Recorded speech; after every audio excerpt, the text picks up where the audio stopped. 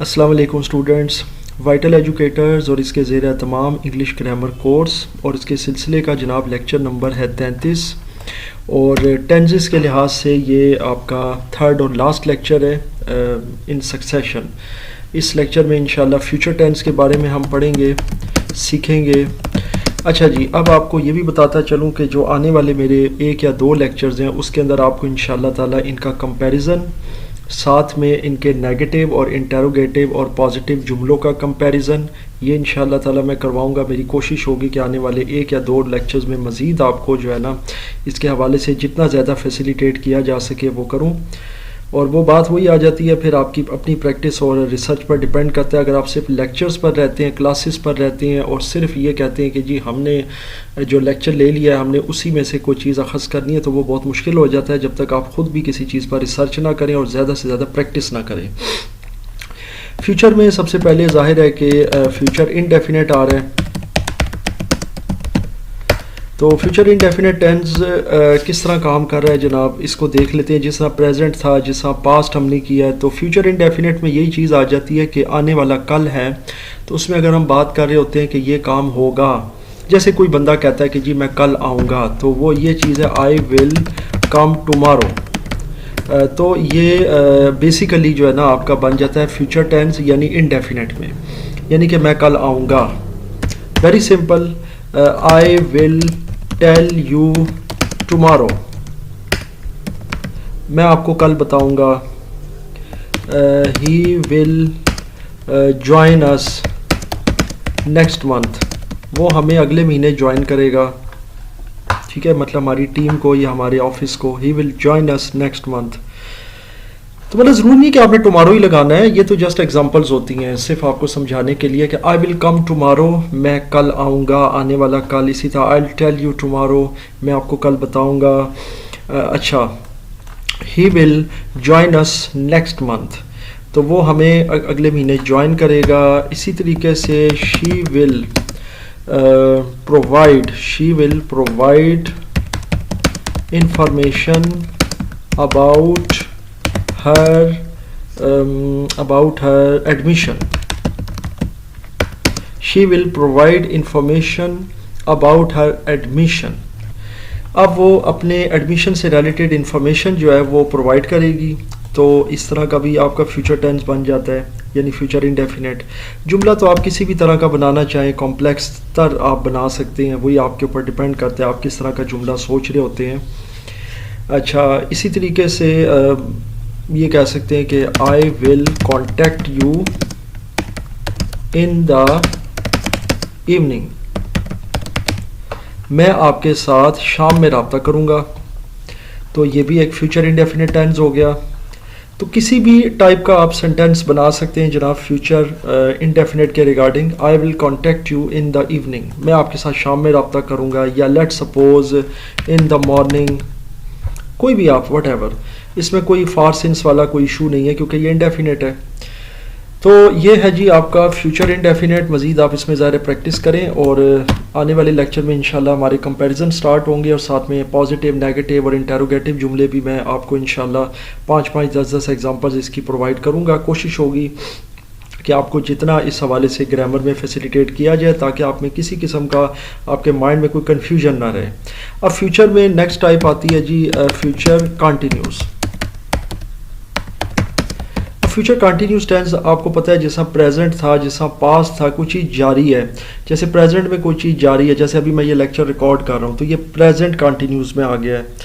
इसी तरीके से मैं कहता हूँ कि रात को जब मैं लेक्चर बना रहा था तो मैंने ज़लज़ले के कुछ झटके महसूस किए, तो वो आपका पास्ट ज़ाहिर कंटिन्यूस में आ जाता है कि रात को जब मैं लेक्चर बना रहा था, तो वो कोई मामला रात गुजरी हुई रात से रिलेटेड है, तो वो पास्ट में आ गया। इसी तरह फ्यूचर कंटिन्यूस इसी तरह है कि जैसे कोई चीज़ मुस्तकबिल के हवाले से हो रही है कि ये मैं कर रहा होऊंगा या कर रहा ज़ाहिर होऊंगा वट एवर, या कर रही होगी, तो ये कंटिन्यूस में आ जाता है। अब ये फ्यूचर के अंदर ज़ाहिर है थोड़ी सी कॉम्प्लेक्सिटी आती है क्योंकि फ्यूचर सारा जो है ना वो आने वाले फ्यूचर से रिलेटेड है। तो इसके जितने भी जुमले होते हैं, सेंटेंसेस होते हैं ना, याद रखिएगा वो इमेजिनरी होते हैं, यानी इनका हकीकत से कोई ताल्लुक नहीं होता। ये एक बहुत इंटरेस्टिंग फैक्ट है क्योंकि प्रेजेंट और पास्ट के अंदर तो हम जितने जुमले बोलते हैं ना, या तो वो हमारे साथ वो मौजूदा गुजर रहा होता है, या वो गुजर चुका होता है। दोनों सूरतों में वो कन्फर्म्ड होता है। जैसे कि मैं कहता हूँ कि जी मैंने पढ़ लिया था, वो इस इदारे से पढ़कर जा चुका था, यानी कि उस बच्चे को हमने फ्री कर दिया था, उसको हमने डिप्लोमा दे दिया था, या वो डिप्लोमा ले रहा था, या मैं अभी डिप्लोमा दे रहा हूँ, मैं क्लास ले रहा हूँ। कोई भी चीज़ है प्रेजेंट या पास्ट में वो कन्फर्म्ड होती है कि वो चीज़ हो गई या हो रही है। यानी पास्ट पर हमारा अख्तियार तो नहीं है, लेकिन वो एक ऐसी चीज़ है जो गुजर चुकी है और कंफर्म्ड है, हमें पता है कि ये चीज़ हो चुकी है। और प्रेजेंट जो है वो उस पर भी हमारा जाहिर है कि अख्तियार तो किसी चीज़ पे नहीं है, वो तो अल्लाह का ही है। लेकिन प्रेजेंट भी जो चीज़ हमारे साथ गुजर रही है तो उसके भी हम ज़ाहिर है गवाह होते हैं, उसके भी हम हमारे लिए वो एविडेंट होता है कि जी ये चीज़ हो रही है या ये चीज़ हो चुकी है। जैसे मैं कहता हूँ जी मेरे साथ दोस्त बैठा है तो वो भी खाना खा चुका है, मैं भी चाय पी रहा हूँ। तो ये कोई भी इस तरह के जुमले जो है ना, एक तरफ मैंने परफेक्ट बोल दिया प्रेजेंट, दूसरी तरफ मैंने अपने साथ कंटिन्यूस बोल दिया कि अभी मैं चाय पी रहा हूँ। अच्छा, अब मामला फ्यूचर का है। फ्यूचर में मैंने बताया जितने भी जुमले और टेंसेस की टाइप्स होंगी वो सारे ख्याली, इमेजिनरी, या यूँ कह सकते हैं कि ना यानी कि वकू पजीर होने वाले जुमले हैं कि जो हुए नहीं हैं और उनका फ्यूचर में एक्सपेक्टेशन है कि वो होंगे। जैसे मैंने अभी इससे पहले जुमले लिखे हैं, आपको बताए हैं कि फ्यूचर इंडेफिनिट में I will contact you in the morning, मैं आपसे सुबह कॉन्टेक्ट करूँगा। अब मैं करता हूँ, नहीं करता हूँ, ये एक अलग मामला है। या मतलब किसी भी तरह से हमारा राब्ता ही नहीं हो पाता, कुछ भी हो जाता है, मतलब फ्यूचर का तो कुछ नहीं पता तो नहीं होता। इसी तरह she will provide information about her admission, वो अपने एडमिशन के हवाले से इन्फॉर्मेशन प्रोवाइड करेगी। अब उसके साथ कोई मिसहैप हो सकता है उसको इन्फॉर्मेशन ना मिले, लेकिन ये कि वो करेगी। इसी तरह ही will join us next month, वो अगले महीने में ज्वाइन करेगा। अब वो हो सकता है अगले महीने में ज्वाइन ना करे, उसे कहीं और जॉब मिल जाए या कोई उसकी खुदा न खासा डेथ हो जाए। I will tell you tomorrow, मैं कल आपको बताऊंगा। हो सकता है कि कल आपसे रब्ता ही ना और अचानक मोबाइल के सिग्नल चले जाएं। तो मतलब है कोई भी ऐसी चीज़ हो जाती है आने वाले कल में जो कि ये जुमला सेटिस्फाई नहीं हो पाता। इसी तरह आई विल कम टुमारो, मैं कल आऊँगा। अब कल अचानक तेज़ बारिश हो जाती है, या कल फ़र्ज़ करें कि कोई ऐसे हालात पैदा होते हैं कि जैसे आपने कहीं जाना है, कोई गेस्ट आ गए, कोई बहुत ज़रूरी काम पड़ गया, तो कल हमारी मीटिंग नहीं हो पाती, तो आई विल कम टुमारो जो है वो सेटिस्फाई नहीं होगा। तो ये सारी चीज़ें जो है ना ये ज़रा इमेजिनरी में आ जाती हैं। अब कंटिन्यूस की तरफ चलते हैं जी। तो इसके साथ जो है ना पहले तो मैं ये बता दूं इसका जो आपको लॉ है फ्यूचर टेंस के हवाले से, यानी फ्यूचर इंडेफिनिट में बहुत आसान है। इसमें सब्जेक्ट है जी, पहले ये देख लेते हैं। सब्जेक्ट और इसके साथ आ जाएगा विल और उसके साथ आ जाएगा वर्ब, और वर्ब की ज़ाहिर फर्स्ट फॉर्म आएगी, यानी वर्ब की फर्स्ट फॉर्म है। और उसके बाद ऑप्शनल है, अगर आप लगाएं यानी कि ऑब्जेक्ट, ना लगाएं तब भी बन जाता है। जैसे कि मैं कहता हूँ कि I will come, simple, I will come to your house, मैं यूँ भी कह सकता हूँ I will come to your house, मैं कल आपके घर आऊँगा। तो ये यहाँ पर मैंने जो जुमला बनाया है इसमें मैंने आई को एज अ सब्जेक्ट लिया है। विल तो ऑब्वियसली लगेगा, हेल्पिंग वर्ब है, तो इसके साथ जो है ना यहाँ पे विल की जगह पे मैं हेल्पिंग वर्ब बना देता हूँ ताकि आपके लिए मज़ीद आसान हो जाए। उसके बाद जनाब ये जो आपका वर्ब आ गया, ये मेन वर्ब है जिसे एक्शन वर्ड या एक्शन वर्ब कहते हैं, जो मेन एक्शन बता रहा है आपका कि आपने क्या करना है। जैसे कि मैं कह रहा हूँ कि मैं आऊँगा, यानी कि मैं कल आऊँगा, तो ये जो आना है ये मेरा एक्शन है, तो ये वर्ब आ गया और उसकी फ़र्स्ट फॉर्म लगेगी यानी कम। जो भी वर्ब यूज़ करेंगे उसकी फ़र्स्ट फॉर्म लगेगी। और आखिर में ऑब्जेक्ट आपकी मर्ज़ी, आप लगाएं ना लगाएं, वो कोई इतना कोई कंपलसरी नहीं है कि जी आपने लाजमी लगाना है। बहरहाल I will tell you tomorrow, अब ये देखें ये आई आ गया, ये सब्जेक्ट है, मुझे ये कर रहा है डिफाइन। इसी तरह से विल जो है वो हेल्पिंग वर्ब आ गया और टेल जो है ना ये मेन वर्ब आ गया आपका, ठीक है, जो एक्शन वर्ड है। और उसके बाद मैं किसे बताऊंगा, मैं आपको बताऊंगा कल आने वाले कल में। तो ये जो यू है ये ऑब्जेक्ट हो गया। अब अगर आप ये यू यहाँ से हज़फ भी कर दें, ये देखें आई विल टेल टुमारो, मैं कल बताऊंगा, तो यहाँ पे यू मैंने नहीं लगाया कि मैं किसको बताऊंगा, फिर भी ये जुमला ठीक हो जाएगा, कोई मसला नहीं है, क्योंकि मैं कल बताऊंगा। जैसे कोई बंदा मुझसे पूछता है यार वो मुझे ज़रा ना एड्रेस बताओ, शाहिद का, नासिर का, ताहिर का, किसी का भी, तो मैं उसे कहता हूँ मैं तुम्हें कल बताऊँगा। अब मैं उसके साथ ये स्पेसिफाई नहीं कर रहा कि मैं तुम्हें फ़लाँ बंदे का एड्रेस कल बताऊंगा, क्योंकि उसने उस बंदे का ही पूछा है तो मैं उसी का जवाब दे रहा हूँ, तो मैं उसको यही कह दूंगा शॉर्ट में कि जी आई विल टेल टुमारो, मैं कल बताऊँगा, बस। तो ये आपका फ्यूचर में आ जाता है जी। तो अब हम चलते हैं कंटिन्यूस में। कंटिन्यूस के हवाले से जो है ना जी, इसका सबसे पहले मैं डिस्कस कर लेता हूँ। आई विल बी, तो यहाँ पे हेल्पिंग वर्ब के साथ आ जाएगा बी, यानी कि विल के साथ जो भी आप यूज़ करें हेल्पिंग वर्ब है, यानी इसके साथ हेल्पिंग वर्ब विल आ जाएगा और उसके साथ बी आ जाएगा, और वर्ब की फर्स्ट फॉर्म के साथ ऐड होगा ING, और उसके बाद ज़ाहिर है ऑब्जेक्ट ऑप्शनल है, नॉट कंपलसरी। मैं अगेन कहता हूँ तो ये तो खैर बहुत आसान जुमले, अगर आप प्रेजेंट कंटिन्यूस देख चुके हैं जैसे कि आई एम ईटिंग, तो इस तरह से इंग्लिश इसकी फ्यूचर में हो जाएगी आई will be eating, I will be eating, मैं खाना खा रहा हूँगा। इसी को थोड़ा सा और ज़्यादा मैं एक्सप्लेनेटरी कर देता हूँ, I will be eating tomorrow,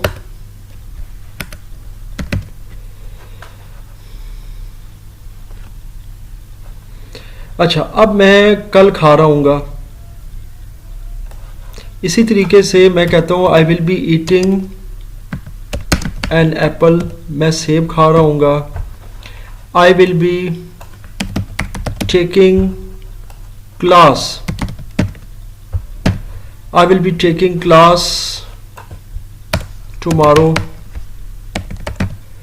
मैं कल क्लास ले रहा हूँगा। I will be taking class tomorrow. तो ये सारे जुमले जो है ना जी, ये आपके आ जाएंगे फ्यूचर कंटिन्यूस में कि ये हो रहा होगा। जैसे कि she will be singing in this concert, वो इस कॉन्सर्ट में गाना गा रही होगी। कॉन्सर्ट कहते हैं कोई म्यूज़िकल कोई भी जो एक प्रोग्राम होता है या कोई एक सिनारियो होता है जहाँ पर मुख्तलिफ म्यूजिशियंस आते हैं और म्यूजिशियंस फिर आकर मुख्तलिफ तरह की परफॉर्मेंसेस देते हैं, सिंगिंग होती है। तो she will be singing in this concert, वो इस कॉन्सर्ट में गाना गा रही होगी या गा रही होगी। तो she will be singing in this concert. तो ये सारे जो है ना ये फ्यूचर ऑब्वियसली कंटिन्यूस में आ जाएंगे। इसमें ये हेल्पिंग वर्ब लगेगा विल बी, यानी हेल्पिंग वर्ब के साथ बी आ जाएगा। सब्जेक्ट तो ज़ाहिर है ही मौजूद, इसमें शी है, आई है, ही है, वी मतलब वट एवर कोई भी है, दे है, और इसके साथ वर्ब की फर्स्ट फॉर्म के साथ ING ऐड हो जाएगा ये, यानी सिंगिंग। तो कोई भी वर्ड है जैसे टेकिंग मैंने अभी यहाँ पे लिखा है, तो इसके साथ जो है ना वर्ब की पहली फॉर्म के साथ ING है। उसके बाद अगर आप लगाना चाहें तो आप लगा सकते हैं, यानी कि ऑब्जेक्ट। जैसे अब यहाँ पर मैं क्या ले रहा हूँ, what I will be taking, तो मैं क्लास ले रहा हूँ, तो यहाँ पे क्लास आ गया एज एन ऑब्जेक्ट। यहाँ पे वो गाना कहाँ गा रही है जी, मतलब या she will be singing a song, बल्कि मैं ये कर देता हूँ she will be singing a song, तो ये भी एक ऑब्जेक्ट है, यानी कि वो गाना गा रही होगी। तो ये भी एज अ यूँ कह सकते हैं एज एन ऑब्जेक्ट यूज़ हो जाएगा, she will be singing a song. और इसके बाद आप बेशक ये लिख दें इन द कॉन्सर्ट। अब ये देखें यहाँ पर सॉन्ग जो है ना वो एज एन ऑब्जेक्ट आ गया है और कॉन्सर्ट नहीं है। अब अगर ये सॉन्ग यहाँ से मिसिंग होना तो सिंपल ही हो जाएगा, जैसे शी विल बी सिंगिंग, अगर मैं ये ए सॉन्ग हटा दूँ तो यहाँ पर आ जाएगा she will be singing in the concert, तो फिर ये आ जाएगा जनाब ये कॉन्सर्ट वाला जो है ना वर्ड ये एज एन ऑब्जेक्ट आ जाएगा। तो ये चीज़ है जी। इसी तरीके से it will be raining tomorrow as the weather forecast tells, या predicts कह दें चले। अच्छा अब ये है देखें, ये पूरा जुमला अगर आप देखें ये भी कंटिन्यूस है, फ्यूचर कंटिन्यूस। इसमें ये जो इट है ये एज अ सब्जेक्ट आ गया है। विल आपको पता है कि एक हेल्पिंग वर्ब है और उसके साथ जो है ना बी ऐड हो रहा है, यानी कि विल बी, ये आपका हेल्पिंग वर्ब है मुकम्मल, यानी विल बी। इसको मैं यहाँ से डिलीट कर देता हूँ। ही इट विल बी रेनिंग। अब ये जो रेन है ये आपको पता है कि वर्ब है और वर्ब के साथ ING आ जाएगा, यानी वर्ब की फर्स्ट फॉर्म के साथ ING।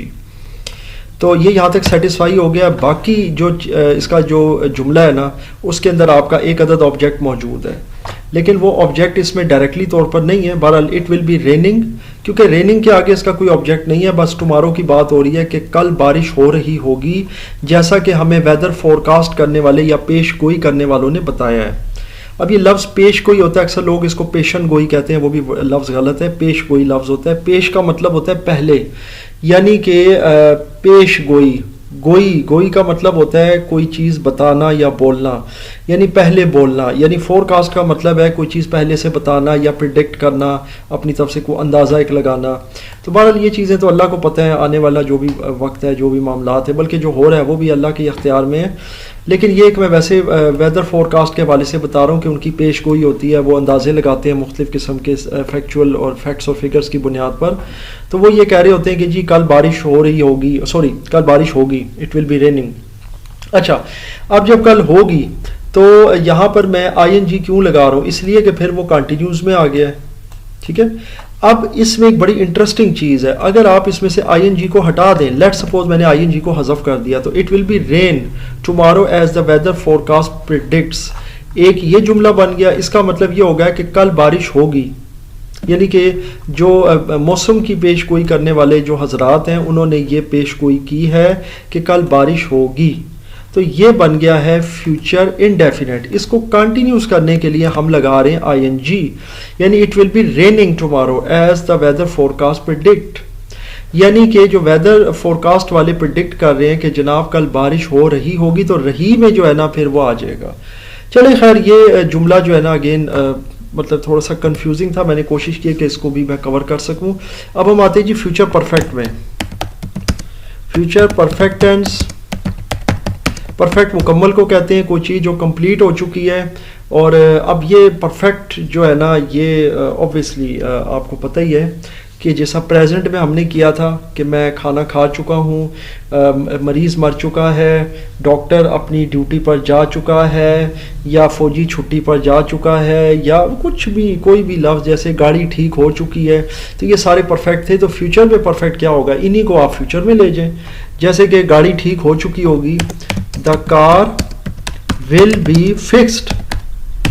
देखें, गाड़ी ठीक हो चुकी होगी, इसके अंदर हमेशा याद रखें जो इसका सिनारियो है वो ये है कि सबसे पहले तो सब्जेक्ट आएगा, उसके साथ आप ये देखें कि विल बी जो है ना उससे पहले जो है ना ये चीज़ सब्जेक्ट की है, द कार। आप इसमें कार भी कह सकते हैं, या यूं कह लें कि मोटर बाइक, मोटर बाइक, तो किसी भी तरह का आप सब्जेक्ट यूज़ कर सकते हैं इससे पहले। फिर विल बी है, तो ये जाहिर है कि हेल्पिंग वर्ब है और इसके साथ बी आ रहा है, यानी विल बी। और फिक्स्ड, आपको पता है परफेक्ट के साथ क्या आता है, third form of verb, third form of verb. अब जनाब इसके बाद लास्ट में आपको पता है ऑब्जेक्ट जो होता है ना वो आपका कंपलसरी नहीं होता, ऑप्शनल होता है। लगाएं ज़बरदस्त, ना लगाएं तब भी कोई मसला नहीं है, जुमला मुकम्मल हो जाता है, सेंस उसका मुकम्मल हो जाता है। सो ये आप देख सकते हैं, motor bike will be fixed, simple. तो ये विल बी जो है ना हेल्पिंग वर्ब है, और ये जो फिक्स है बेसिकली ये वर्ब है, ये मेन एक्शन वर्ड है, और इसकी थर्ड फॉर्म यूज हुई है फिक्स्ड। जैसे कि मैं यूं कहूँगा, ऑल